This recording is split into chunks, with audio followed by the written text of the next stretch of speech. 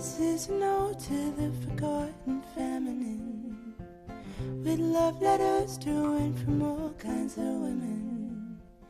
Here for the daughters carrying the world upon their spine, wherefore the silence of our grandmothers we rise. Here to remember our power and shed our doubt. Forget the bullshit the patriarchy's on about. This is an ode to the forgotten feminine, with love letters to and from all kinds of women.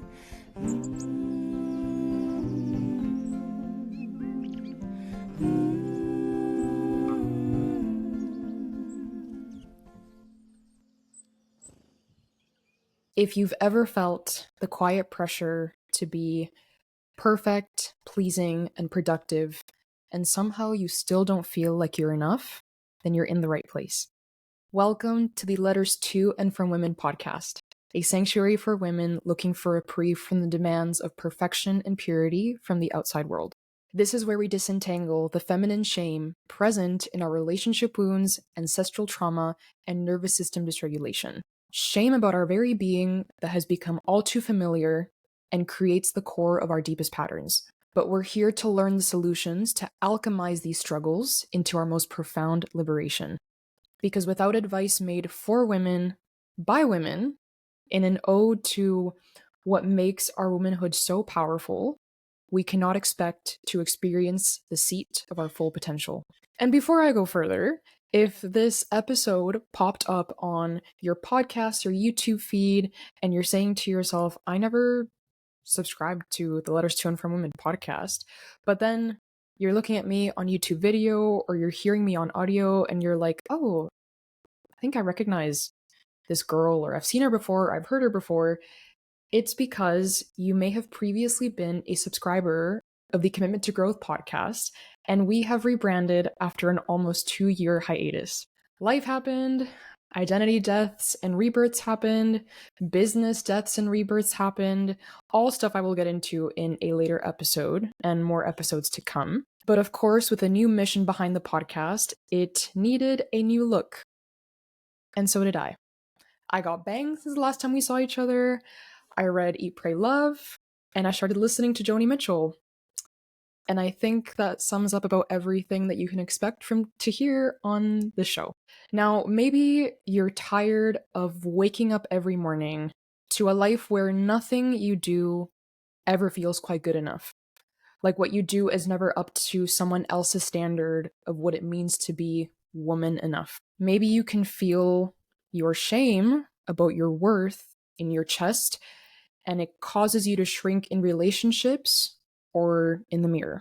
Maybe the weight of trying to be likable and perfect and strong for the people you love has left you feeling unseen, even in rooms full of people you love. Survival mode is subtle like that. It's not always a crisis.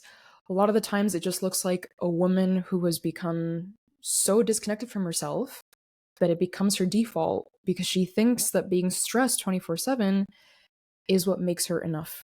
And if this sounds like you and you've spent a long time deriving pride from being on all the time and hustling all the time and shoving your emotions aside, I want to invite you to consider what happens when survival mode starts to soften. Because something extraordinary happens. Your body stops bracing against life and love. Your decisions become clearer.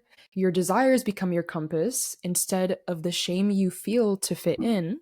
And you become magnetic for the relationships and opportunities that align with the seed of your true yearning instead of wasting your time settling for what feels just tolerable. And that return to yourself, that slow, embodied, and deeply honest return to your wholeness is exactly what we are going to explore here on the podcast. I'm your host, Mariana Jimenez, a somatic attachment coach and founder of The Enlightened Women, my platform where I am helping women rebuild safety and self-agency after a lifetime of perfection-driven shame. Now, my path into this work did not begin in a classroom or a certification program. It began when I was 24, during a season of my life when I was quietly confronting the deepest roots of my codependency and the ways that I had centered my worth and identity around romantic relationships. And in the middle of that process, something very unexpected happened. I was confronted with a resurfacing of a memory of a sexual assault I experienced and had buried away and repressed for over 5 years. And it came up suddenly and unexpectedly. And my body responded before my mind could make sense of it. And I experienced intrusive flashbacks, anxiety attack, paranoia, and a hypervigilance that made the world feel like a place I didn't recognize. It felt completely and utterly unsafe. And like many women do, I went desperately searching for answers as to what I was experiencing, but unfortunately, I was turned away by several practitioners who didn't know how to guide me through this very deep process. And I decided that I would have to take my own healing into my own hands away from the traditional method of talk therapy. And that search led me to the wonderful work of somatic body work. And for the first time, I began to understand something that transformed my life and my understanding of healing. And that is that the body holds stories that can only be felt for the mind to make sense of them. Now, as I started doing this process of learning how to process what had happened to me through the body, I realized something that would completely evolve the meaning of this healing journey. And suddenly it wasn't only about reliving and reprocessing this one traumatic event, it became about looking at the identity that I had learned to inhabit as a woman. I started to see all the ways that I had learned to abandon my needs, devalue my body, silence my instincts, doubt my intuition, and silence parts of myself in order to be acceptable, lovable, and most importantly, safe. Healing suddenly became more than surviving what had happened to me. It became about unbecoming everything I was taught made me woman enough. And I believe that this is a conversation that more and more women need to start having with themselves today.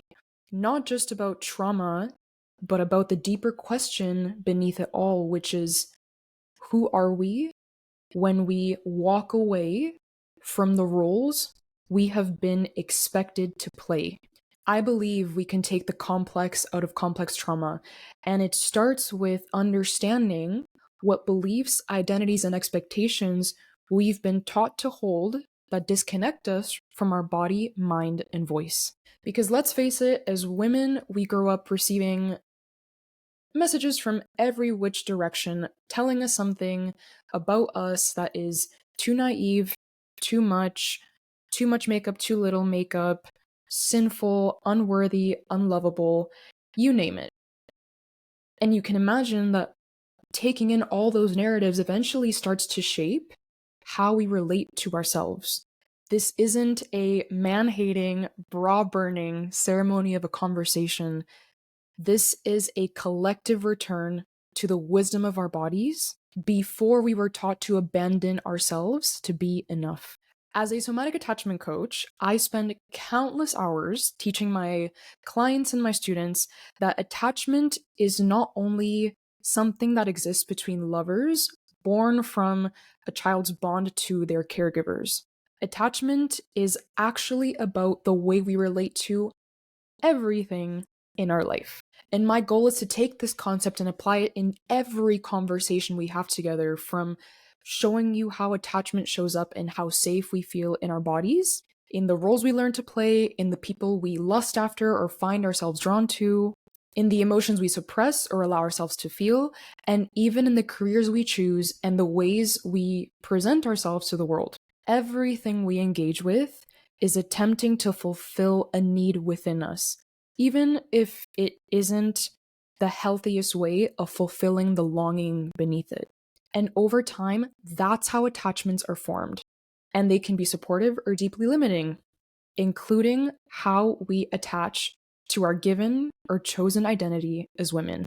Now, when we look at the lived experience of womanhood in our culture, safety becomes an especially important conversation.